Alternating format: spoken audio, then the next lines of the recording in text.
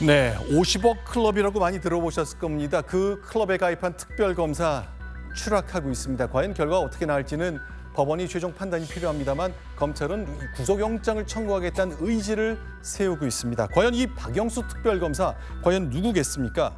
박근혜 전 대통령을 현직 대통령 시절 구속했고 그 전후로 구속했고 그랬던 특별검사인데 우리에게 많이 익숙합니다. 지금 보시는 영상은 2017년 3월 그러니까 박근혜 대통령이 헌법재판소에게 탄핵되는 날로부터 딱 4일 전에 특별검사로서 카메라 앞에 섰을 때입니다. 보겠습니다.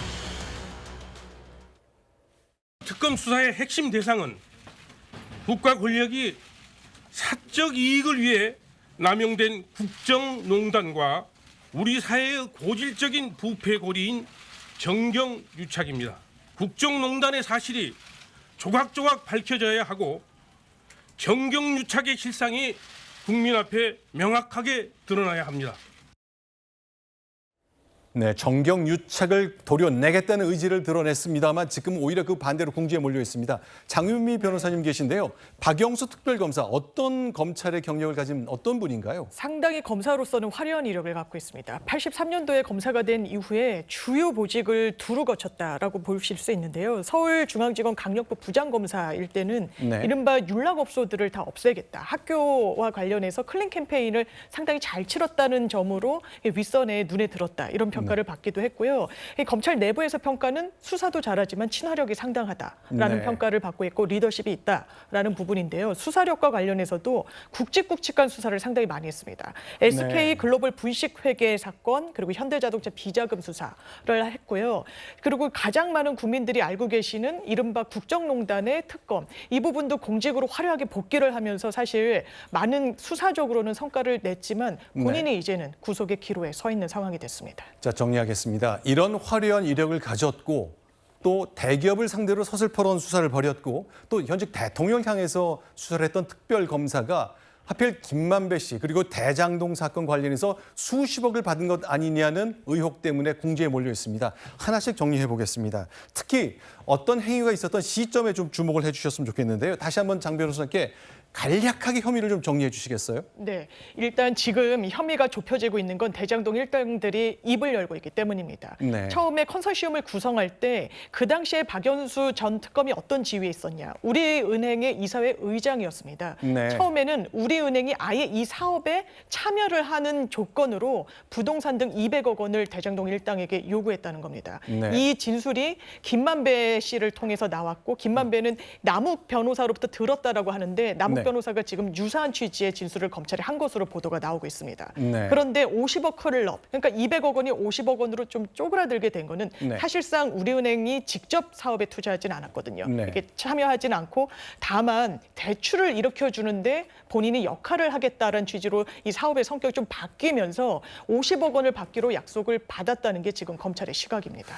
그러니까 검찰을 떠나서 공직을 떠난 후에 변호사 생활하면서 우리은행이라는 큰 시중은행의 이사회 의장을 맡았습니다. 그러니 그 이사은행이 할 수 있는 결정에 따라 투자금 내지는 뒷배가 단단히 되는 거기 때문에 부탁을 했을 것 같고 거기에 처음엔 200억 주겠다, 아니다 50억이다 이렇게 조정되는 과정이 진술을 통해 나오고 있습니다. 이틀 전 피의자 신분으로 비공개로 검찰에 출석했습니다.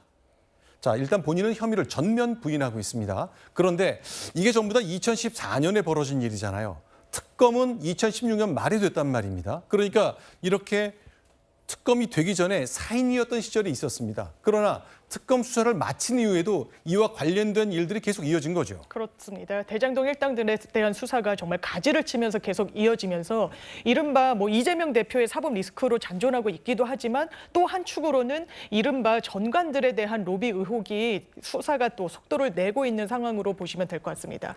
일단 국정농단 특검으로 임명되기 이전에 우리은행의 이사회 의장이라는 상당히 이 대출이나 사업 참여와 관련해서 입김을 행사할 수 있는 지위에 있기 때문에 이 부분과 관련해서 우리은행 관계자들의 진술도 현재 검찰이 확보한 것으로 알려지고 있습니다. 자, 화면에 보면은 2015년에 1년 4개월간 고문이라면서 2억 5천만 원을 김만배 씨와 대장동 그룹에게 받았습니다. 그때는 특검이 되기 전이었는데 문제는 제가 주목하고 싶은 거는 특검으로 대통령을 구속시킨 이후에 현직 특검의 신분으로 박영수 특검의 딸에게 돈과 아파트 특혜가 건네진 것 같다는 정황이 있는 거죠.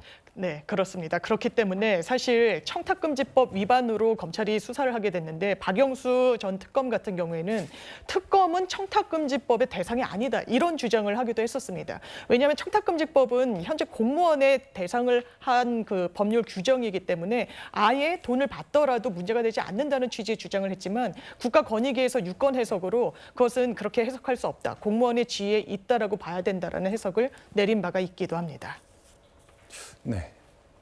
예, 지금 그러니까 그 우리은행의 역할이 당초 이제 지분 출자에서 여신의향서 제출로 줄어들면서 약속받았던 금액이 이제 200억 원에서 50억 원으로 줄어들었다는 것이 검찰의 시각입니다. 그래서 네. 이제 박영수 전 특검이 화천대유 고문으로 1년 정도 재직하면서 받은 고문료 한 약 2억 5천만 원, 그리고 이제 딸이 이제 한 약 5년 동안 근무를 하면서 받은 연봉은 제외하고요.